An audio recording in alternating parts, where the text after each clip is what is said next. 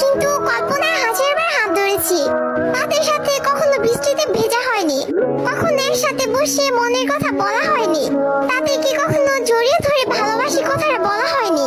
কিন্তু তাতে কি, তাদের প্রতি তো মায়া কখনোই কমেনি।